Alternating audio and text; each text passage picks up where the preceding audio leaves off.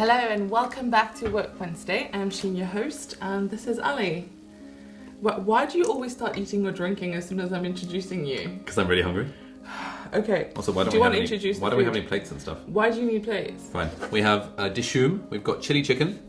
We got 2 of them. Times 2. And we have keema pao. And we What have is keema pao? house black dal. You've got a lot of pao as well. You take a pao. I don't want a pao. You don't want a pao? No. Why'd you give me so many carbs? I thought you always buy the extra pao. I do. So why are you blaming me? It's just the extra pao. Fine. So it's like this little bun thing, and you put like keema on it. Keema What is is like keema? mincemeat. Okay. I feel like we always order dishoom for Work Wednesday now. Not always. They I feel should like we've done it sponsor twice. Work Wednesday. They really should. You should reach out to them. I should reach out to them. Dishoom, if you're watching this, Yeah, obviously. let us know. Doesn't Zadie know the guy who runs it or something? Oh my god, yes. Yeah, we need to ask for sponsorship.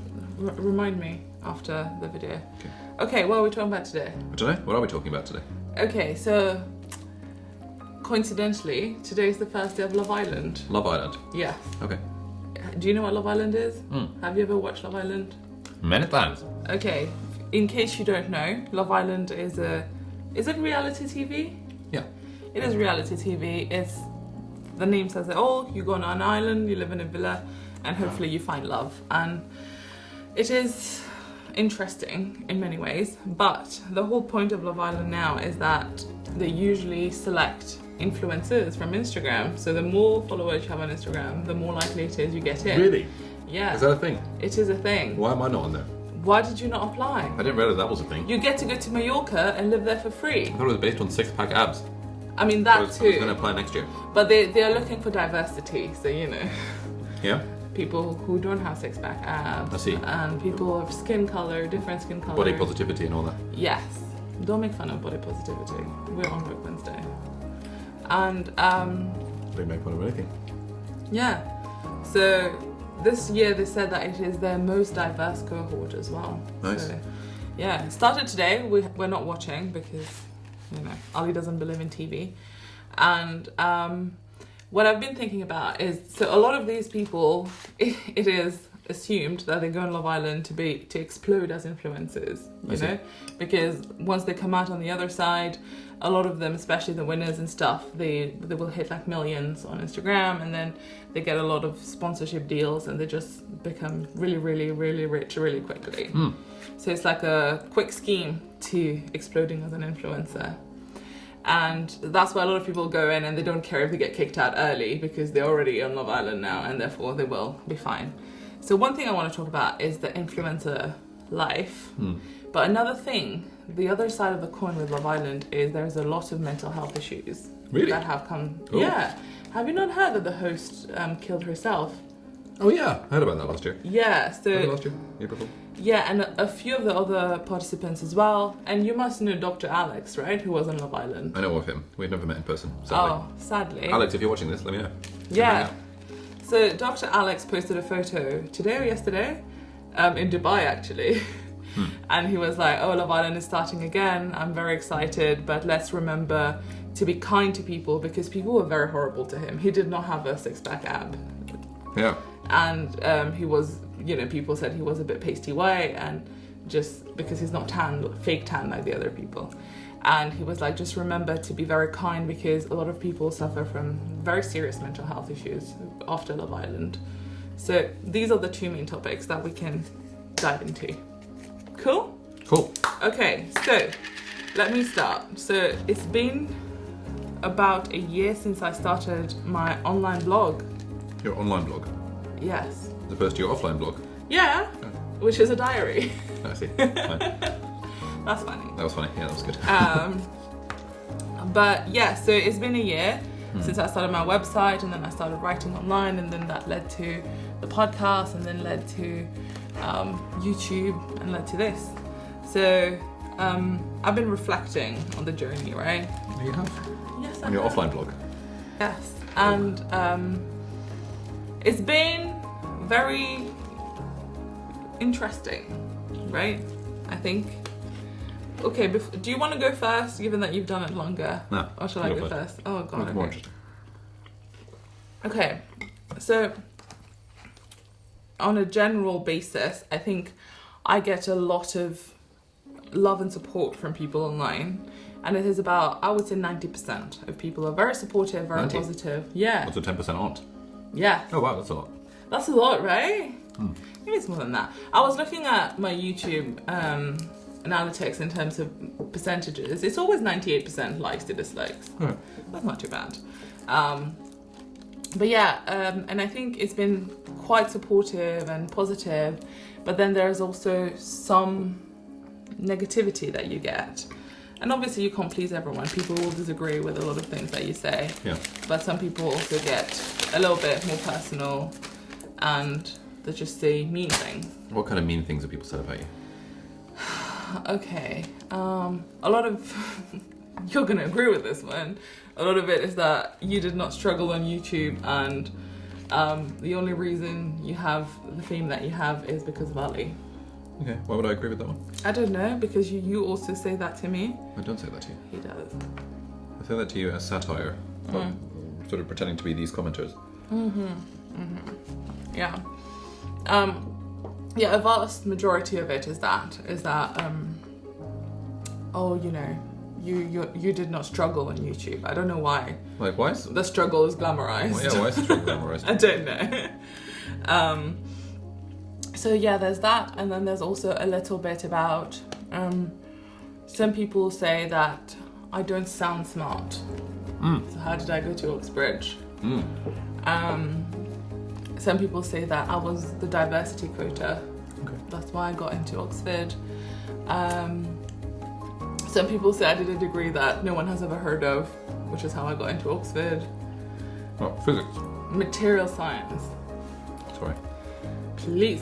I've got a point. Yeah, so it's a lot of that. So I think that's what I want to ask you, because obviously you get a lot more than I do, both good and bad. So how do you deal with them? Because till date, all of them still like stings a little. Okay. And obviously it's fine after a few minutes. Yeah. But it's still unpleasant because I think before going on the internet, obviously the only people who I would interact with were people who would like me. So I've never, people would never say mean things to my face. Yeah. And then suddenly to have people have very strong opinions about who you are. Yeah. And what you stand for. Like I had someone who, and this was actually quite weird. Yeah, a friend of a friend who commented on a random post of mine saying that, oh, you're such a sellout. I'm definitely unsubscribing because you were pretending to be woke and to care about things, but you clearly don't care about anything. And, you know, there are enough sellouts like you on the internet, so bye or whatever. And then they deleted the comment, but I'd already seen it. And the fact that this person is someone that a friend of mine knows makes it less, you know, less anonymous and less difficult, like more difficult to ignore because it's not a random person on the internet who could be a troll. Yeah. And this person was a medic as well. Classic. Really? Hello. Yeah, medics are the worst. They just spew hate online. But yeah, so a lot of that. And how did it make you feel? That comment? Just generally. Yeah, that comment in particular. That comment made me a bit like, oh, but I do try to care, I think. And I don't know why it came across like I didn't care. So I was trying to question where was she coming from. And I'm sad that they deleted the comment because I would have engaged to try and find out, you know, where is that coming from? Because I would not want that to be the image that I'm projecting. I see. But yeah. Generally, I love the comments. I love connecting to people. I really like my audience. They even say that they watch my ads so that I can afford my takeaways. Nice. Thank you. Yeah, thank you. Yours. I can afford our takeaways. But yeah, and I think with the hate comments, I'm learning to deal with them. How are you dealing with them? It's hard, right? Because that's the thing. I feel like I say that, oh, you know, I try not to let it get to me, but practically what does that mean? Yeah. Like, I don't know, like making an active decision that it's not going to get to me is not really real. Isn't it? No. Okay. Is that how feelings work? Surely not. Well, the Stoics would argue that it is. Okay, so maybe I am doing the right thing. I mean, there's not much you can do about your initial gut reaction to something. Yeah. But then beyond your gut reaction, everything else is the story you're telling yourself about it. Right. And often we add insult to injury by telling ourselves a story. By feeling sorry for ourselves afterwards. Yeah. Okay. Or by kind of reading too much into it, or by like catastrophizing based on it, or all sorts of other cognitive errors. Okay. And so having the position of, I actually don't care about this. Obviously the initial sting is going to hurt. Then you can take the bite out of the sting, as they say. And it sounds like you're doing that by telling yourself a different story. Okay. Well, let's talk about your experience then. How long have you been on the internet now? 4 years? 5 years? 4 years on video. 4 years on video. Okay. What's your experience been? With both good and bad. It's about 99.999% good and like 0.00001% bad. And I think the thing with the bad stuff is that like it's fun to talk about. It's fun to talk about like how you deal with haters and all that kind of thing. Yep. But really, like there are so few of them out there on the internet. Compared to the amount of people who are like nice and supportive and friendly and stuff. That like I think it stops people from starting, or at least lets people have. People are scared of putting themselves out there on the internet, and sort of the fear of haters is one of the very easy things to label as like, oh, I couldn't be on YouTube, I don't know how I deal with the hate comments. There's really not that many hate comments, and so my experience has been overwhelmingly positive. So are you saying I should not be saying Wouldn't that? change it for the world. I'm saying you can say what you want, but But don't you think it's also like important to say that this is also the case, rather than not address it? I'm not saying that they don't exist. And certainly, at the start you said 90% of the comments have been nice. I was surprised. Like 90% is low. I would say 99.99% of my comments are nice, and like 1 in 1,000 or 1 in 10,000 are like actually mean. But you also have a thread on Tattle. Yeah. So I'm not just talking about the comment section on YouTube. Yeah. I'm talking in general. Sure. I mean, one easy way of, I say easy. Easier said than done, but one thing I remind myself of is like, if I've got 100 million views on YouTube, and there is like, I don't know, 100 or even 1,000 comments. Yeah. Or people being like saying mean things about me. Yep. I've got 100 million views. That's like 1 in 10,000. No. I was not. Less than that. 1 in like 100,000. Okay. No, less than that. What's 100,000? If I've got 100 million views. Yeah. And there are like 1,000 hate comments, which is like more than there are. What's 100 million? Which is 10 to the 8 divided by 10 to the 5. Yes. 10 to the 5. So that's 100 10,000. million is 10 to the 8. 8. Yeah.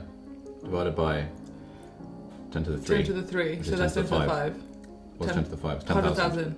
100,000. 100,000. 1 in 100,000 of the comments of views result in like a mean comment.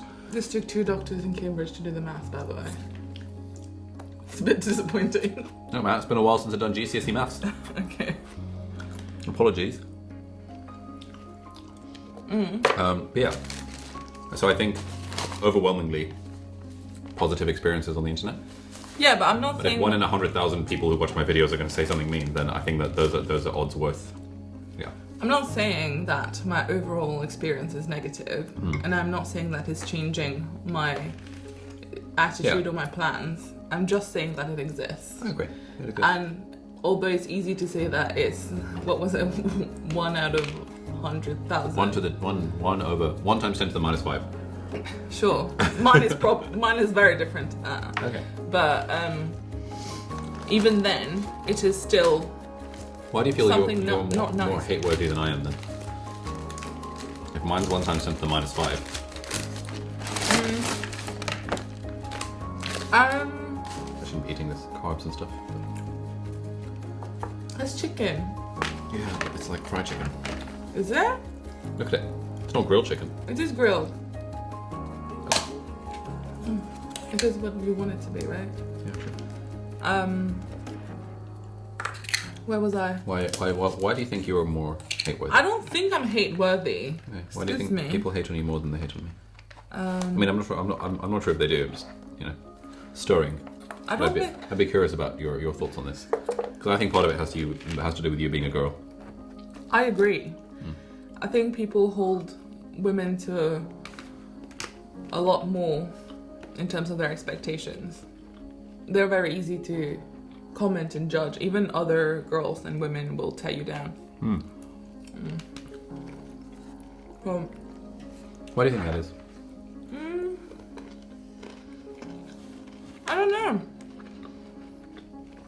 It's the same thing, like, in society, if a man and a woman does the same thing, like the phenomenon of slut shaming, whereas being a lad. So it's kind of the same thing, where as a woman, because of the stereotypes and the expectations, the gender norms and stuff, then people have higher standards for you. Yeah, so your influencer life has been great, which is why you convince everyone around you to join. What's next? Also, this thing. Why do people hate being called influencers?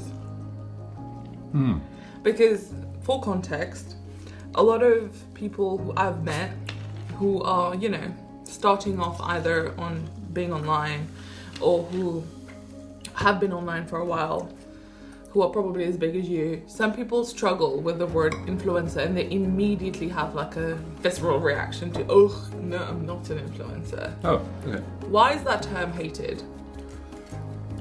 I guess it conjures up connotations of, like, spoiled Instagram models who get free stuff and don't... What's wrong with that? And don't deserve the things that they get. I think it speaks to an old-fashioned view that we have, that you have to earn your keep.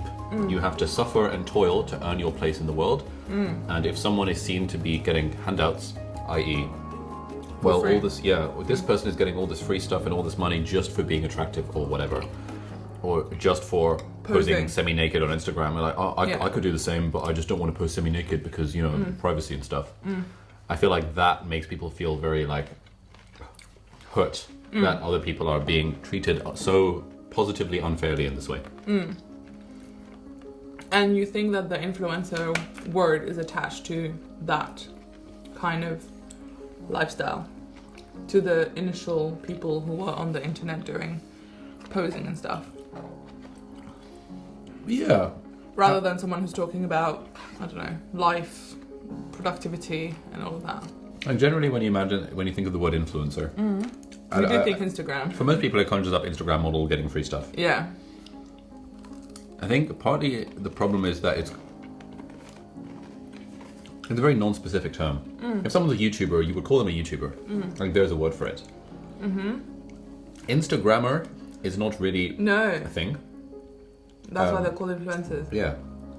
And you could preface it with Instagram influencer, but even so, like, Instagram blogger, it's not quite a blog. But it's not the same as being a YouTuber, which is just like, everyone kind of knows what a YouTuber is. It's very specific, yeah. Okay. How do you feel about the word? Influencer. I mean, I have no qualms with it, personally. I quite like it as a label, because it's just kind of funny. Me too. I'm in the place where I like it, but I feel like I should not. You feel like why do you feel like you shouldn't like it? Because I've seen people's reaction to it, and then I think that maybe I'm missing something in terms of what does it actually represent, I mean, I wouldn't call myself an influencer, but if someone says it, I'm like, oh, haha, funny. Why haha funny rather than, yeah, that's me? I don't think I'm that big. Yet. Like, I would say you're an influencer because you do influence people's lives. You don't? I don't know if I have started to. You start getting messages from people being like, oh my god, Sheen, I love your stuff so much. You start getting recognised in public. People are like, oh my god, Sheen, your podcast, YouTube channel is the best. Oh my god. But liking my stuff, is that the same as being influenced by my stuff? I feel like the term influencer is like, it doesn't actually mean this person has influence. You think? I think that's what it was intended to mean. But I think that we've gotten so far away from that meaning that the term influencer has become more synonymous with the Instagram model than it has with someone with influence. So it's more like someone who has a community of people who like what they do and engage with it. Yeah, but again, like I don't think people are thinking of that when they think of the word influencer. They're thinking of the Instagram model. I quite like it as a word. I think it's funny. Same. But yeah, I would also have a oh haha yeah that's me response to it. I would like completely, without like I would not ironically call myself a YouTuber, but I would only ironically call myself an influencer. Why? Because of all the negative connotations associated with the word. So you do recognise that it is. Can I have some, please? Okay. Thank you. Okay, and so before I knew your world, your online world. My world. Yeah, and before starting online and stuff, I always used to think that the influencer world would be like a very competitive place where it's very catty and everyone is out for themselves. But that's not what my experience has been, and it doesn't look like that's what your experience has been either. I feel like people are really nice and collaborative, and I think this is also something we should probably normalize, isn't it? It's all about making friends, man. Yeah. It's not about millions of followers. It's about the friends you make along the way. Yeah, and there's enough space for everybody. There's no need to compete. What? Have we reached peak influencer? Everyone always thinks, oh, isn't it really saturated? Is it? If someone said to you, Sheen, I'm thinking of starting YouTube, but it's so saturated, what would you say? I would say I disagree. I think there's space for literally everyone. Because even if you want to do the same thing that someone else is doing, your take on it is going to be different. And there will be some people out there who will resonate with it. So, why not? What do you think it takes to succeed as an influencer? Like on YouTube or Instagram or Twitter or TikTok or wherever? Consistency. Oh, hello. I've heard you say it many times. Right. Was that the right answer? Did I pass? I'm curious about your opinion. I think, obviously I can only talk from my own personal experience, right? So I think it's consistency and also just how, what's the word I'm looking for? How true you are to, that's not the one I'm looking for. Authentic. Okay. You are. I think people resonate with that. Especially my audience does. What do you mean by authentic? As in, nowadays people don't want to just see the best sides of your life. Okay. Talking about how you feel, talking about your mental health, talking about the good and the bad sides of being online, for example, and not just pretending that everything is happy and I am the happiest person ever. Okay. Do you think there's power in vulnerability?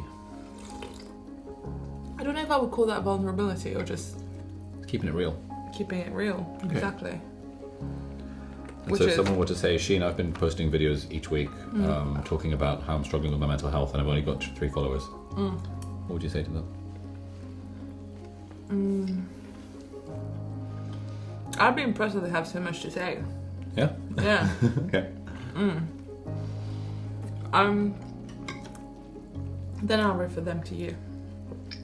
Why? I don't know. You know better, don't you? I don't think so. From experience. I just make stuff up. Huh? I just make stuff up. Sure. There are other factors, right? So there's the whole consistency thing. Then there's also, I think you always say that you need to start with this quantity. Yeah. Pumping out content, but then at some point you need to then work on the quality and quality in terms of quality of production and maybe your equipment and how are you promoting your channel and understanding your audience and why are they not resonating with it or what do they want, etc. Yeah. Right? It's all pretty good. Yeah. We're going to talk about this in the masterclass tomorrow, which I still haven't prepared. Well done. It'll be fine. Okay. Anything else on the influencer lifestyle? A pretty good lifestyle. Would recommend if anyone's interested. How hard is it to get started? It's pretty easy to get started. All you need is a phone. The thing that's hard is doing it consistently and